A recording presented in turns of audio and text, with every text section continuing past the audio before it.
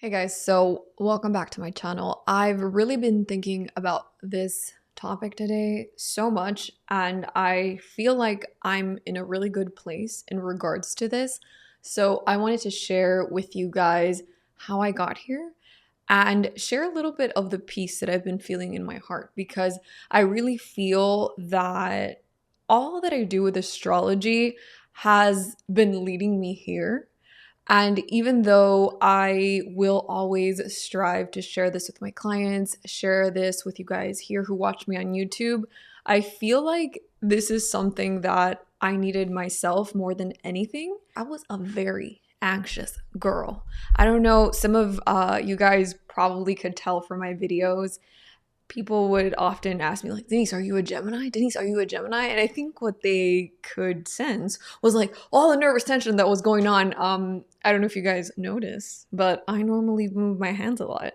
And I'm always going to move my hands when I talk. It's a part of my personality. There is a difference between expressing with your hands and jittering. So if you have found yourself in life, like you're in a place where you feel like you're behind, like everybody else is doing things that you wish you could be doing, and you kind of look around and you're like, I'm already 25. 25. Like, I've had very young people come to me for, some guidance. I know a few young people in my community. I used to be a teacher, and I've stayed connected with a lot of my former students, and they will come to me and they'll tell me like, oh, I really want to go to college, but I'm just too old for college. I had one of my former students tell me that he was too old for college at 20 years old. And I was like, what? And so one of the main reasons why I came to this realization is that I finally sat down long enough to read 𝗀𝗃 The Lunation Cycle. In the first few pages, I kid you not, my life was transformed. And the thing that I learned in that book that really split my mind open, right as Uranus was trining my ascendant, is that there are two clocks. There are two clocks inside of you.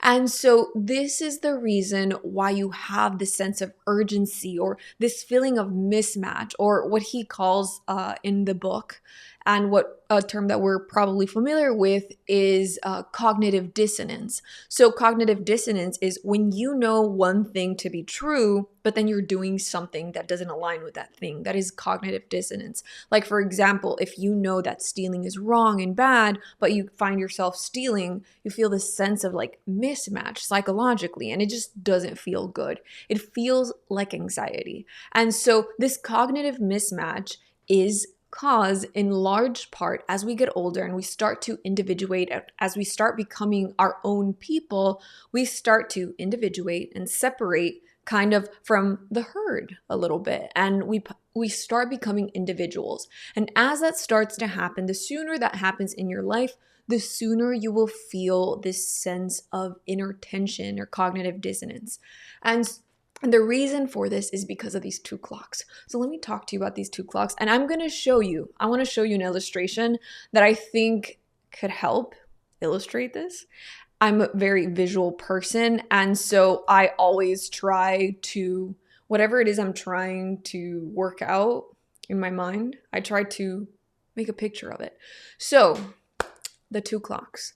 The first clock is the clock that you're familiar with. This is the clock that looks like this. It looks like the seasons. It looks like the calendar. It looks like it's Monday at 1 o'clock, right? That is one clock. And if you know some astrology, you'll know that Saturn rules time. This is Saturn's time. This is real time, right?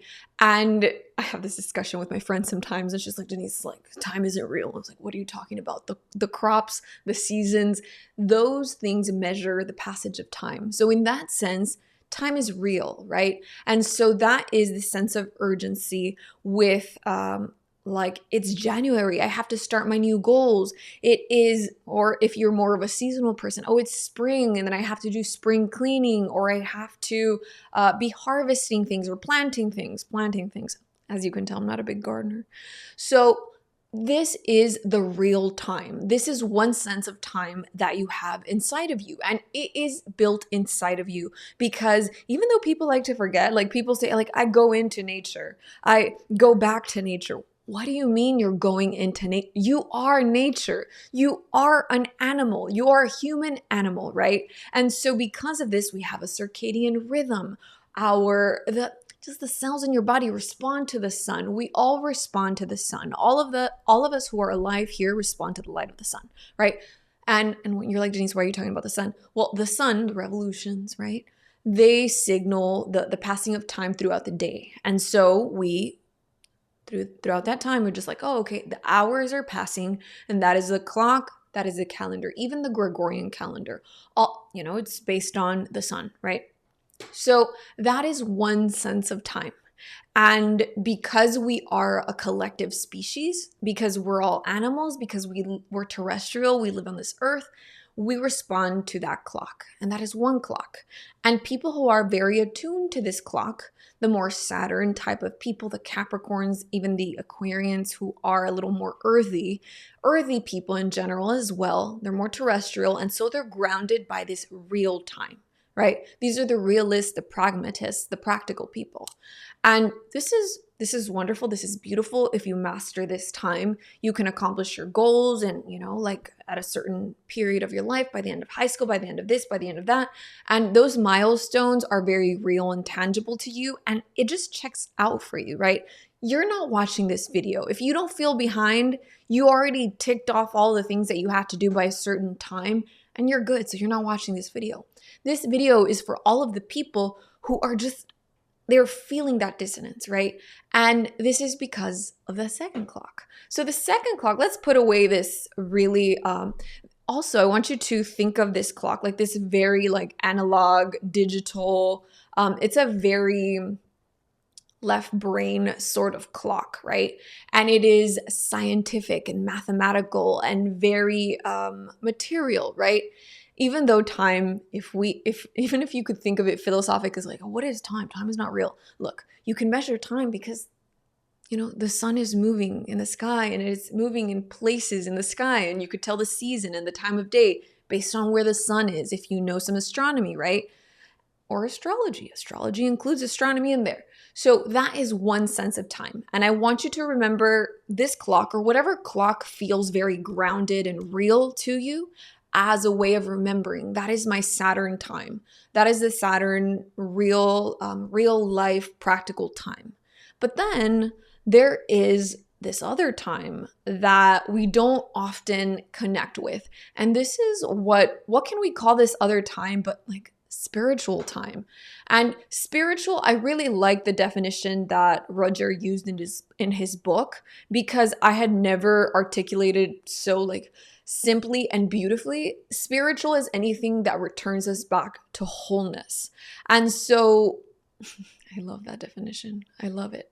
That is what is spiritual. So what is wholeness? It is peace. It is integration, right? And so this spiritual time, or this other time, he calls it like individual time. So you have that real clock time, and then you have your individual time. And the reason why I put this little picture here is because I developed this huge, as I was reading this and as I was doing all the other things that I've been doing lately, I was beginning to understand my view of the astrology chart, of the natal chart, changed like so much. My whole perspective shifted. And now I really see the natal chart as like an instructional manual for you as a little seed. You are a whole seed. And what I mean by saying that you are a seed is because all of the information that will tell you how you will grow, and the things that will make you grow and that will be productive and bountiful for you, all of that is in your natal chart. And then the transits and all of the evolution that your chart does, these things are a function of the transits, right? And so the transits will tell us what seasons we're going to do what type of growing. But the huge main takeaway that I've really finally understood, and I say finally because I've been an astrologer for so long now, but this is for another video, but I feel like I was doing some, there's checkers and there's chess. and then there's like 3D chess, right? So I'm getting my 3D chess wheels right now. And part of that understanding, that perspective shift that I've had, is that realization that, you know, you're a whole ass little seed. Right now, you're complete. When you're born, when you come out into this earth and you are born, you are a complete seed. Everything that you need is already inside of you. You are perfect just the way that you are. You are a plant, and whatever kind of plant you are, that will determine the kind of things will make you blossom and bloom. And then, you know, the different seasons that you go through life, you know, sometimes in life it is not a growing season and you will not grow no matter what you do. It's going to be hard, and that is perfectly okay. That is for a separate video. I just wanted to explain why this picture of the plant. So this clock that is inside of you, I'm calling this a clock. This little picture of the plant that you have here on, like, right next to my face. This is what is going on inside of you. And this is kind of like, obviously ChatGPT helped me make this. This is the sun giving you the information, the illumination, everything that is there for you to be illuminated with at a given period of your life. And then here on this side, I put the planets because I was like, the planets at different parts of your life, at different parts of the year, are going to move in different configurations. And then those configurations kind of give us the opportunity to open in a certain direction, to unfold, to unfurl ourselves and become that beautiful plant that we're all made to be, right? What I want you to take away from this is obviously whatever you want, right? But remember that you are a seed. Remember that you're blooming in your own time. And I know that this clock is ticking. Like, I know that you hear, I'm not talking about your biological clock. That's not the kind of video this is, right?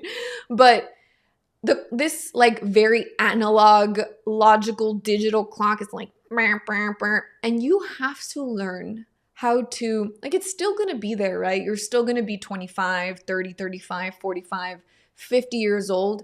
That time is still going to be true, right? You cannot erase that. Like, Saturn exists. You live in a world of order and of reality and of science and math and material, in a material world, right? So you're not going to get rid of that. But what you can do through developing your spirituality, through developing yourself on the internal level, is really learn to connect with this other more, look at this beautiful clock on the right hand side. Like, look, it's not even a clock, right? It's that little flower with all of the planets going around it and it's blooming. And it's much more creative. It's much more subtle compared to this freaking like analog clock that is very, I mean, it has its own Virgo beauty, its own Capricorn beauty. It is clean. It is neat. It is very legible. And we all know what it means. And then this other clock that I'm calling a clock, the picture of this flower here that's blooming, it's more open to interpretation. It's more subtle. It's more based on symbolism. And so what I want you to do, what I think we should all do, is learn, especially if we are these time-bound creatures. I'm a Capricorn rising, right? So my natural inclination is like, oh, it's time for this, it's time for that. I'm late. That is like the story of my life, right? Was the story of my life. Be very careful with the way you use your words. Was a story of my life. It no longer is. But so I want you to remember that. There's two clocks. There's this very real, tangible Saturn clock that, it's just like when you're punching in at work and your boss is watching you, and that's Saturn. It's just like, oh, Denise, you haven't put out a video in a while, you're falling off, Denise, right? That's that clock. And then the internal clock is the clock that is just like, yeah, I know, but I'm developing and I'm growing, I'm learning, I'm becoming a better astrologer because of this. I'm taking my time. I'm learning to listen to, because once you learn to unplug from the Saturn clock, from just this sense of urgency and rushing and feeling behind and feeling left out and feeling like you're going to miss your train, once you disconnect from that, you're able to flow and you're able, I sound like such, it doesn't even sound like me. It does not even, because I'm a different me now. And I'm a person who is able to recognize that there are two clocks. And this has given me such a huge sense of peace because, like, I believe in like destiny now. I know that things are happening as they're meant to happen. And yes, I will pay attention to the different periods of my life, astrologically and otherwise, and see what opportunities are there for me at a given period. And that is obviously what we can gain from studying astrology, from learning astrology, which is something that I always encourage everyone to do. And for those of you who have been waiting for my free astrology course, if you've checked out my ebook, thank you. The people who have bought my ebook, thank you so much. I haven't really advertised it a whole lot because I was waiting to have the course to advertise the course with the ebook, because I'm just like, it's very important. The course is a very important part for me.